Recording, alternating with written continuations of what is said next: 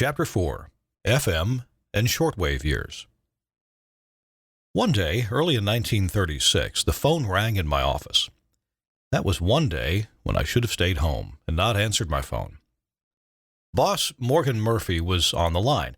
He said he had just been reading the Wall Street Journal and had read of a man by the name of Major Armstrong who had invented a new kind of radio called frequency modulation. Morgan said, "I want one of those." Then he hung up. I was vaguely aware of Armstrong tinkering with a new kind of radio, but I knew nothing more. At that moment, I suddenly knew I had to design, build, and put on the air this new, and to me unknown, twist in radio engineering. In that organization, the last words you said were, "I don't know," just before you cleared out your desk and went out on the street looking for another job. Morgan did not keep people on the payroll who could not do things. In fact, in the unwritten contract I had with him, there was a paragraph which said, "No things." There were frantic telephone calls to radio engineers or radio amateurs, just about anyone, asking, how does one design and build a frequency modulation, now abbreviated to FM, transmitter? In the end, I got a 100-watt FM transmitter on a breadboard, as engineers say, and I hooked up to a homemade turnstile antenna, a short-wave antenna that had been invented by RCA engineers, clever devils that they are. And lo, I am on the air with an FM station. The frequency was 43 megacycles, which the FCC had just tossed in. The FCC boys were just as bewildered as the rest of us, wondering what the hell was going on out there in radio land. 43 megacycles was not being used by anyone, so go ahead, boys, and have fun. Now, FM station W9XYH was on the air broadcasting WEBC programs for the world to hear, except nobody heard it, as there were no receivers. Well, there was one. I found an engineering firm in New York called Radio Engineering Labs, who handmade one receiver which I gave to the boss. He used it at home, and at his summer home on Whitefish Lake, 30 miles south of Duluth, Superior. And there was one more receiver which I made for myself. Might as well know all aspects of this new kind of radio, which was supposed to be static-free. And I guess it was, but static had always been an inherent part of radio, and besides, how many static-producing thunderstorms did we have in northern Minnesota anyway? So what else is new? The years rolled along with this lone FM transmitter reaching out to nobody, but Morgan was not satisfied. The signal was not strong enough at his summer home, so now I had to design and build a high-power amplifier for the transmitter. Now came some expensive fumbling with high-power vacuum tubes and components. Money was no problem. Morgan had deep pockets, and he never questioned costs. He only questioned results. One problem that plagued me was exploding bypass capacitors. I would throw on the 3,000 volts, and there would be a tremendous explosion with parts of the capacitors exploding and rattling all around the room. I learned to be hiding under a desk when I threw the power switch. About that time, I visited the General Electric labs in Schenectady, New York, where I met H.P. Thomas and other top engineers, and I mentioned my exploding capacitor problem. They laughed and showed me the interior of one of their television transmitters, all pitted with marks of exploding capacitors. The GE boys were working on television then, but the frequencies and powers were the same as FM. This was 1940, and General Electric was interested in TV, but not FM. The big boys up top realized the big bucks were going to be in TV and not in piddling little FM. So the power of W9XYH was increased, and my homemade turnstile antenna was moved up 350 feet above the ground on the WEBC tower, and now the signal went way out there, and nobody heard it. Well, a few did. But now a few FM receivers were coming on the market, but who paid much attention? After all, the programs were the same as WEBC's, so what else is new? Then came the war. World War II, that is, and the station continued to grind out power, but with power reduced 10%.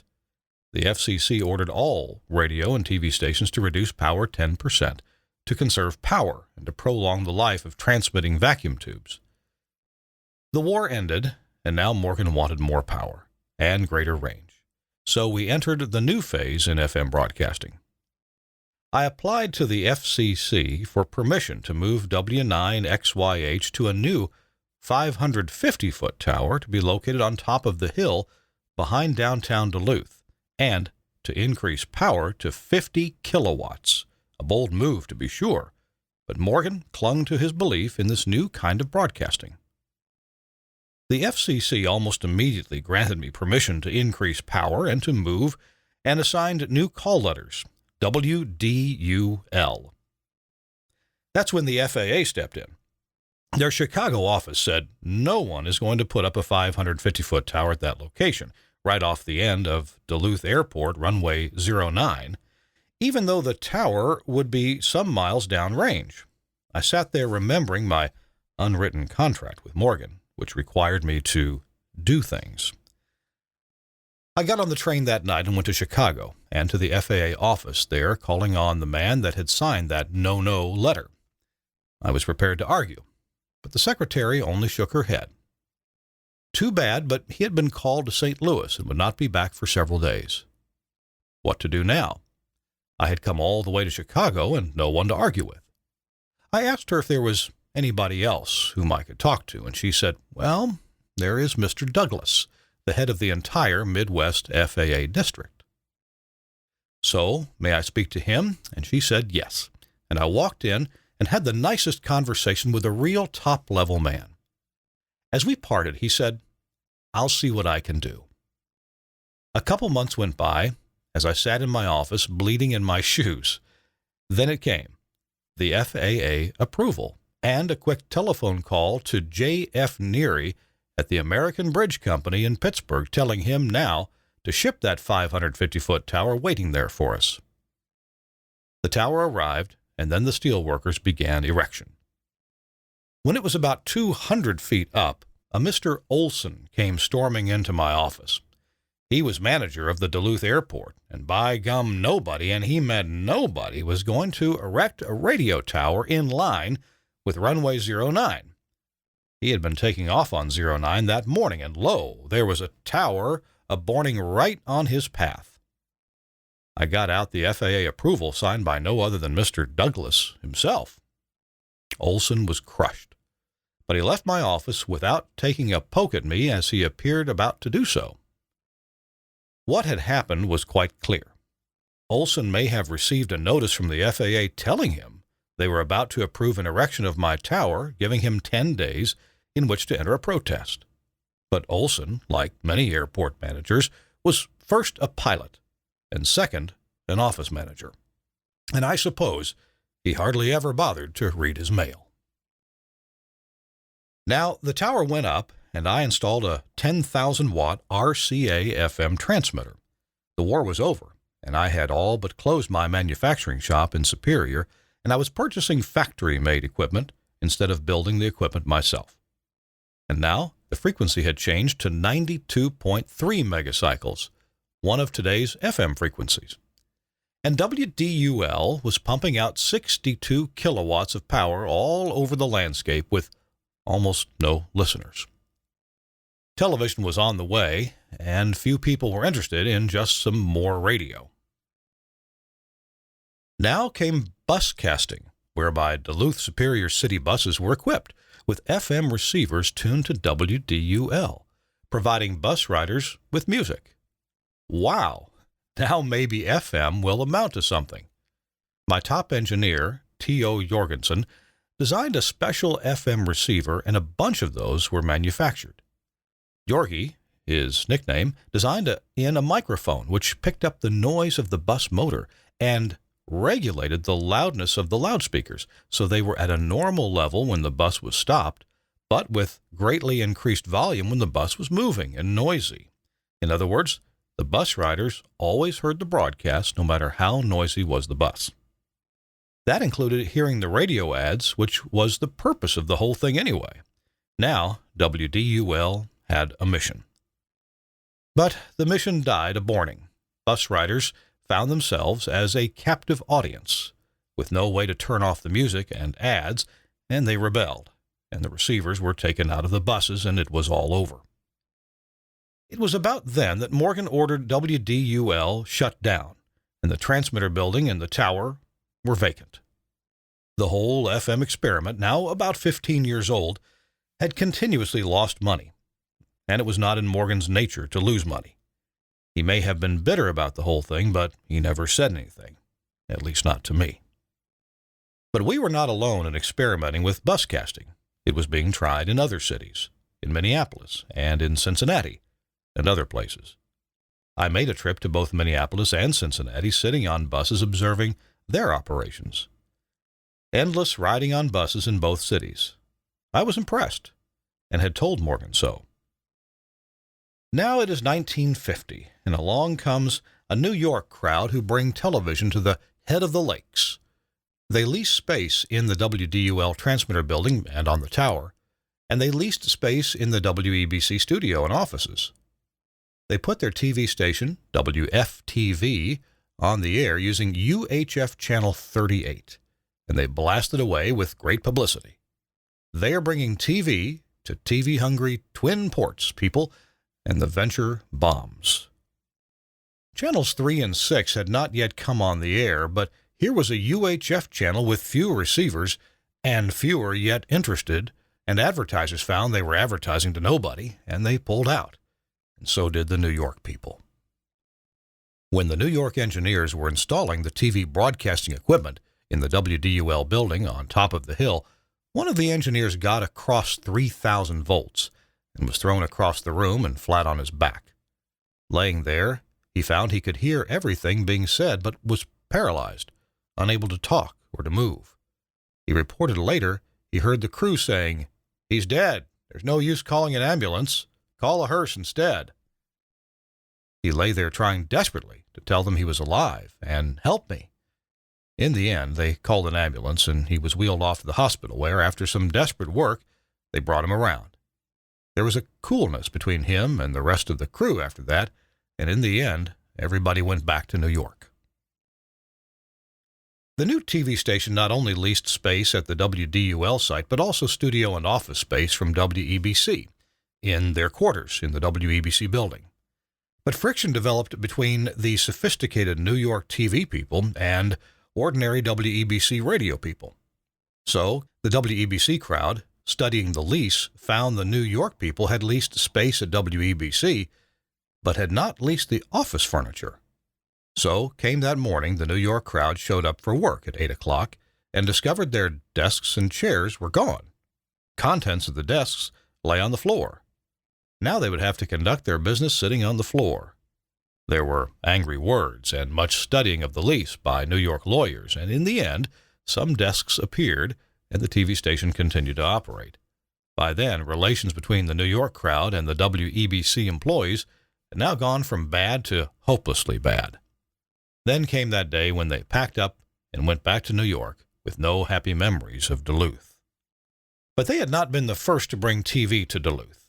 I did. It was 1948 or 1949 when I leased a TV camera from RCA in Camden.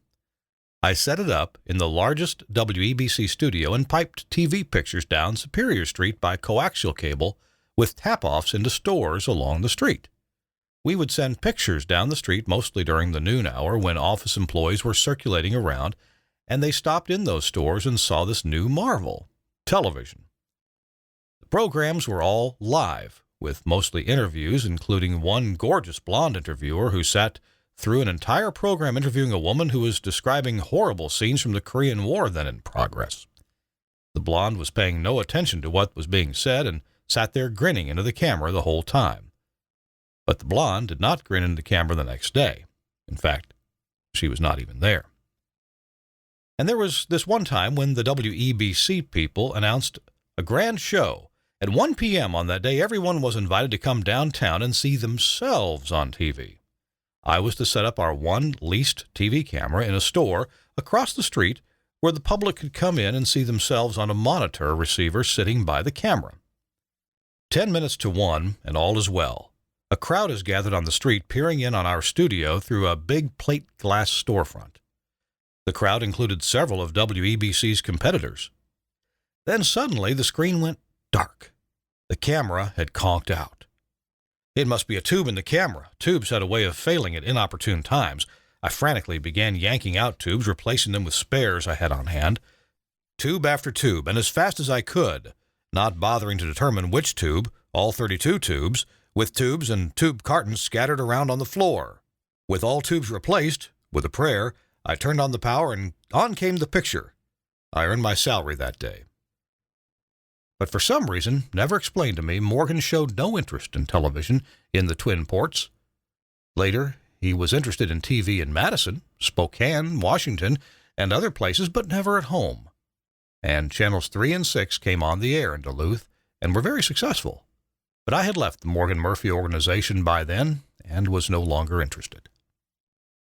About shortwave. It was along about 1936 when the phone rang in my office with Morgan on the line. He said he heard the FCC was now permitting broadcast stations to have a short-wave station in the same market broadcasting the same programs as the mother station. He said, "I want one of those." And then he went on to think about other more important things. But now I had a new job, to design, build, and put into operation another broadcast station. I found the FCC was licensing stations on 26.1 megacycles, and in the industry they were called Apex stations. Why, I never knew. Designing a shortwave station was no problem. I had been an active radio ham since I was 15 years old, building my own ham equipment, receivers, and transmitters. Time went by, and a transmitter took shape with the FCC limit of 1,000 watts. Not much power, but on short waves, a little power went a long ways, like all over the United States. This power was fed into what radio engineers called a J antenna on the 80-foot pole beside the WEBC transmitter. Call letters were W9XJL, and letters poured in. The transmitter repeated WEBC programs entirely, and avid listeners in faraway places thrilled to hear Twin Ports news, especially those who habitually fled the cold Minnesota winters to live in Florida, Arizona, and California. One such letter was from the engineers at the Bureau of Standards in Washington, D.C. They said they were continuously monitoring W9XJL signal, measuring signal strength day and night. So at least the station had a purpose. But why Morgan wanted it on forever remained a mystery to me. He never explained, and of course, I never asked. You never asked Morgan Murphy questions. You only listened. One time, early on, I mildly questioned some decision he made, and he explained to me. He said, "Charlie, I just don't have time to explain all the factors that went into my making my decision, so just do it." And I never questioned him again about anything. And you notice I kept my job for 28 years, and it was my idea in the end to leave. Many capable men and women came and went in that time, but I was always there.